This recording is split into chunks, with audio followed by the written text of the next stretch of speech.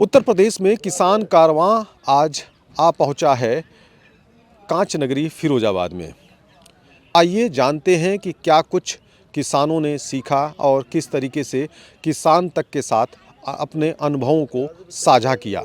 फिरोजाबाद में हुए किसान कारवां के इस कार्यक्रम में पहुंचे कृषि विज्ञान केंद्र के प्रभारी अधिकारी डॉक्टर ओमकार सिंह यादव, जिन्होंने किसान कारवां के माध्यम से किसानों को ये संदेश दिया कि वैज्ञानिक पद्धतियों को अपनाकर कम लागत में ज्यादा उत्पादन कैसे संभव है।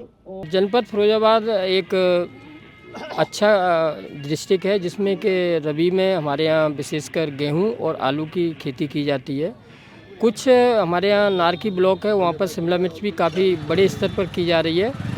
और जनपद में अब जो किसान नया पैटर्न जो अपना रहा है वो प्राकृतिक खेती की तरफ थोड़ा उनका रुख मुड़ रहा है और उससे वो कोशिश कर रहे हैं कि अच्छा उनको उत्पादन मिले और जो ज़मीन की स्थिति है उसमें भी धीरे धीरे सुधार हो।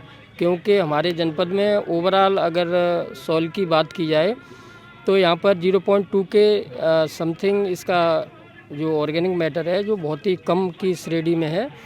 तो किसान भाइयों को हमारे कृषि विज्ञान केंद्र के द्वारा या गवर्नमेंट के द्वारा यही कोशिश की जा रही है जिससे कि किसान भाई अपना उत्पादन के साथ साथ उनके मृदा का स्वास्थ्य भी उसको मेंटेन रखें और अच्छा वो मुनाफा पाएँ। दूसरे चरण में पहुंचे कृषि विज्ञान केंद्र के वैज्ञानिक डॉक्टर तेज प्रताप, जिन्होंने सही सिंचाई पद्धतियों पर जोर देते हुए कहा कि बेहतर जल प्रबंधन से पानी की बचत के साथ साथ फसल उत्पादन भी बढ़ाया जा सकता है। उन्होंने किसानों को ड्रॉप मोर क्रॉप योजना की जानकारी दी और इसके फायदे भी बताए। किसानों के लिए विशेषकर जो है मैं ज़्यादातर जो देता हूँ, जो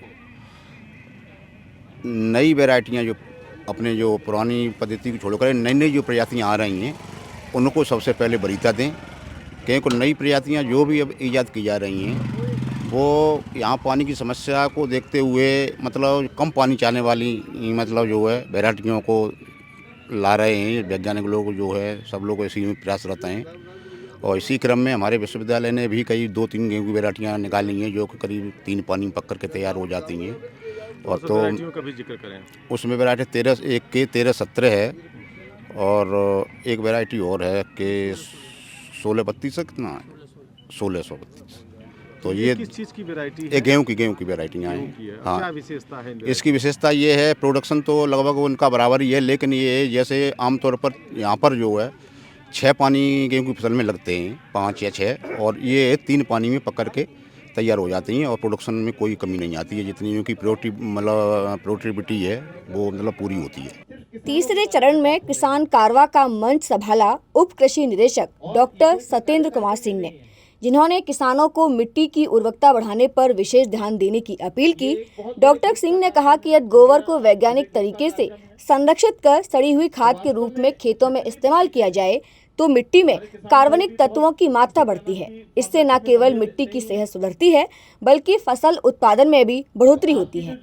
जनपद फिरोजाबाद में जो मृदा में औसत जो है ऑर्गेनिक कार्बन है वो 0.2 से लेके 0.3 के बीच में है और इसको बढ़ाने के लिए उत्तर प्रदेश सरकार के द्वारा और भारत सरकार के द्वारा national mission on natural farming प्रारंभ किया गया है। इसके अंतर्गत एक तो जनपद में हमने 50 क्लस्टर जो है यहाँ पर बनाए हुए हैं।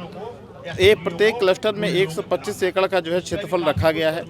किसानों को हमने प्रेरित किया है, उनको बाकायदा हमने कृषि विज्ञान केंद्र में ट्रेनिंग दी है। यहाँ पर एक हमने ट्रेनिंग सेंटर भी उनको यहाँ पर एक बनाया गया है नेचुरल फार्मिंग का। उसमें किसानों को जो है ट्रेनिंग दी जाती है कि वो नेचुरल तरीके से किस तरीके से जो है खेती करें, जिसमें किसी भी कीटनाशक का प्रयोग नहीं करेंगे, किसी भी खाद का प्रयोग नहीं करेंगे, किसी भी केमिकल फर्टिलाइजर का प्रयोग नहीं करेंगे। सिर्फ और सिर्फ जो है जीवामृत है, बीजामृत है, घनजीवामृत है, इस प्रकार के जो है जो गाय आधारित जो देसी गाय पर आधारित जो उत्पाद है उनका प्रयोग करेंगे। निश्चित रूप से जो किसान जैविक विधि से या प्राकृतिक विधि से खेती कर रहे हैं तो उसमें मृदा में जो है ऑर्गेनिक कार्बन का स्तर काफ़ी बढ़ा है। उन किसानों का हमने जो टेस्टिंग कराई है उस पर पता चला कि उनका 0.7 से 0.8 के बीच में ऑर्गेनिक कार्बन पाया गया है। और यही हमारे जो है इस कार्यक्रम का उद्देश्य भी है कि मृदा की जो है सेहत कैसे सुधरे। तो इस दिशा में प्रयास इस योजना के माध्यम से नेशनल मिशन और नेचुरल फार्मिंग के माध्यम से किया जा रहा है। वहीं कार्यक्रम धीरे धीरे आगे बढ़ा और चौथे चरण में पहुंचे गौ सेवा आयोग के सदस्य उमाकांत उपाध्याय। उन्होंने कहा कि गाय हमारी खेती की सबसे बड़ी सहयोगी है और गौ आधारित खेती अपनाने से न केवल फसल उत्पादन में बढ़ोतरी होती है बल्कि भूमि की उर्वरता शक्ति भी मजबूत होती है। गाय विश्व की माता है और उसको माता जो दर्जा दिया हमारे ऋषि मुनियों ने ऐसे ही नहीं दे दिया, क्योंकि वो माँ की तरह ही काम करती है। उसका सारी चीज़ें, दूध है तो दूध अमृत के समान है, उसका गौमूत्र है वो सारी बीमारियों को दूर कर देता है। यूरिया के रूप में मैं खुद प्रैक्टिकल कर रहा हूँ, प्रयोग कर रहा हूँ। ऐसे मैं कई कार्यकर्ता इस तरह के काम कर रहे हैं कि वो यूरिया नहीं डालते, वो यूरिया उसमें प्रयोग करते हैं, उसकी जगह गौमूत्र को प्रयोग करते हैं। तो गोबर है तो वो गाय के द्वारा दिया हुआ वरदान है, वो बीमारियों से लेके खेती की बीमारी भी दूर करता है, मनुष्य की बीमारी भी दूर करता है, कई दवाओं में काम आता है। पंचगव्य है तो पंचगव्य चिकित्सा हमारे शास्त्रों में दी गई है। तो ये गाय माता माने कोई पशु नहीं है। लोगों ने बीच में कुछ भ्रमित करते हुए गाय को भी पशु के दर्जे में ला दिया और उस दर्जे की वजह से फिर इसकी गाय की जो मान्यता थी वो कम हुई कुछ। लेकिन आज भी जो सनातनी हैं वो घर में रोज़ सुबह एक रोटी सुबह निकलती है और उसकी पूजा करते हैं। आगे आने वाला जो समय है आप देख रहे होंगे, जगह जगह पे पूरे देश के अंदर, चाहे महाराष्ट्र हो, चाहे राजस्थान हो, मध्य प्रदेश हो, उत्तर प्रदेश के पूर्वांचल ज़िले हैं, हमारे ज़िले भी हैं, ये बायोगैस और गाय को लेकर पूरी खेती को बचाने का काम कर रहे हैं, सृष्टि को बचाने का काम कर रहे हैं, लोगों को बचाने का काम कर रहे हैं। तो यही गौ माता, सर्वदेवमयी गौ माता इसको कहते हैं, ये हमारे जीवन को बचाने का काम करेगी। और एक बात मैं चेतावनी के रूप में कहता हूँ कि आगे आने वाला समय विश्व युद्ध होना है, उसमें परमाणु बम चलेंगे और जब वो उसकी किरणें निकलेंगी, उसका जो होगा, तो उस समय जिसके घर में गाय होगी वही इससे बचेगा। आपको भोपाल कांड का आपको जानकारी है कि जिस घरों में देसी गाय रहती थी, वो देसी गाय के जिस घर में रहती थी वही लोग विकलांग नहीं हुए, अन्यथा जगह जगह पे विकलांग लोग पैदा हुए। तो ये इस तरह की स्थितियां आगे बनने वाली हैं, उसमें ये गौ माता ढूंढे नहीं मिलेगी। इसलिए मैं सबको एक आह्वान कर रहा हूं कि किसान के खूंटे पर देसी गाय आ जानी चाहिए और ये समय बहुत निकट है। इसलिए ये सर्वदेवमयी गौ माता हमारे खूंटे पर, हम उसके सहारे से अपने समाज को, अपने जीवन को, अपने देश को बचाने का काम करेंगे। 5वें चरण में किसान कारवा का मंच संभाला इफ्को के जिला प्रबंधक राजेश कुमार ने।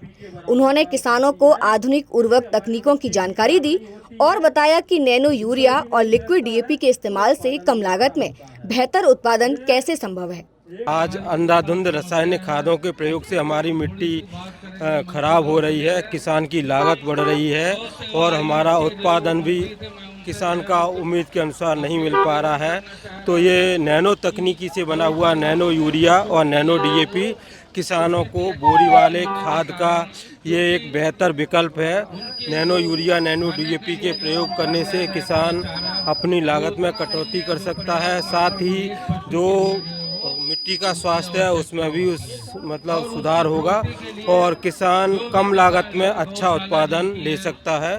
नैनो यूरिया, नैनो डीएपी ये फसल के लिए नए ज़माने के खाद हैं और नई तकनीकी से बने हुए हैं और लाभदायक हैं किसानों के लिए। छठे चरण में पहुंचे कृषि विज्ञान केंद्र के वैज्ञानिक डॉक्टर नौशाद आलम ने फिरोजाबाद जिले की मिट्टी को लेकर चिंता जाहिर की। उन्होंने बताया कि लगातार रासायनिक उर्वरकों के ज्यादा इस्तेमाल के कारण मिट्टी में कार्बनिक तत्व तेजी से कम हो रहे हैं, जिससे फसल उत्पादन प्रभावित हो रहा है। किसान को तो सबसे पहले ये चाहिए कि आज के टाइम में मिट्टी के अपने जांच करवाएं और जब वो मिट्टी की जांच करवाएंगे तो उनको खुद इस चीज़ का पता चलेगा कि हमारी मिट्टी में किन चीज़ों की तत्वों की कमी है। इसलिए कि मिट्टी में 16 तत्वों की ज़रूरत होती है और हमारे किसान भाई नाइट्रोजन, फास्फोरस, पोटास जो मेजर है वो देने के बाद में नहीं जानते कि और हमें किन तत्वों की ज़रूरत है, जिसके कारण मिट्टी का स्वास्थ्य भी खराब हो रहा है और हमारे फसल की जो क्वालिटी है वो भी खराब होती चली जा रही है। तो इसके लिए किसान को चाहिए कि मिट्टी के स्वास्थ्य के साथ साथ में हमारे जो है वो ह्यूमन की, मनुष्यों की भी स्वास्थ्य का ध्यान रखते हुए ऑर्गेनिक को जो है तरफ उनको जो है रुझान होना चाहिए और जैविक खेती करना चाहिए, प्राकृतिक खेती करना चाहिए और साथ ही साथ में मिट्टी के स्वास्थ्य के लिए उसका परीक्षण कराना बहुत ज़रूरी है, जिससे कि उनको ये पता चले कि हमारे मिट्टी में किन तत्वों की कमी है, तभी वो उसका जो है वो प्रयोग कर सकें। 7वें चरण में चंबल फर्टिलाइजर के क्षेत्रीय अधिकारी जाकिर खान ने किसानों को मिट्टी परीक्षण के लिए सही सैंपल लेने की प्रक्रिया की जानकारी दी। उन्होंने बताया कि मिट्टी जांच के सही परिणाम के लिए खेत की एक ही जगह से मिट्टी नहीं बल्कि अलग अलग 5 जगहों के स्थान से मिट्टी लेना जरूरी होता है।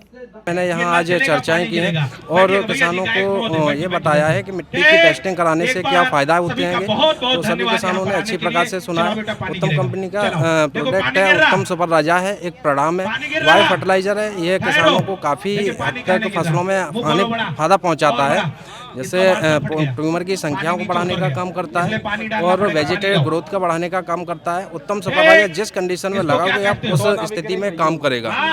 इसी प्रकार सुपरवाइजर जड़ों की लंबाई को बढ़ाता है और जड़ों की संख्याओं को बढ़ाता है, तनों को मोटा करता है, पौधा के अंदर प्रकाश संश्लेषण की क्रिया बढ़ाता है। आप अगर इसे जैसे आलू की फसल में आप लगाएंगे तो कोल्ड स्टोर अगर आप कर देते हैं उत्तम सुपरवाइजर लगे हुए प्लॉट जिसमें फसल को, तो उसे कोल्ड करने के बाद फल लूज नहीं होगा, लंबे समय तक सुरक्षित रहेगा। चाहे पोटैटो आलू हो, चाहे वो तुम्हारी मिर्ची की फसल हो, किसी भी फसल में हम लगा सकते हैं, लंबे समय तक स्वस्थ रखेगा। वहीं कार्यक्रम के 8वें चरण में लक्की ड्रॉ का आयोजन किया गया, जिसमें चयनित प्रतिभागियों के नामों की घोषणा की गई। लकी ड्रॉ के तहत कुल 10 किसानों को प्रति व्यक्ति 500 रुपए की राशि प्रदान की गई। बता दें कि 3000 रुपए का पुरस्कार चंद्रपाल को मिला, जबकि 2000 रुपए का पुरस्कार हरिबाबू के नाम रहा। कार्यक्रम के अंत में फिरोजाबाद जिले के किसान नई जानकारियों और मुस्कान के साथ अपने अपने घर की ओर रवाना हुए। किसान तक का किसान कारवा, क्योंकि खाना है तो उगाना है। अगर ये वीडियो आपको पसंद आया है तो इसे लाइक जरूर करें। अगर चैनल अभी तक सब्सक्राइब नहीं किया है तो कर लें और नोटिफिकेशन पाने के लिए बेल आइकन भी दबा दें।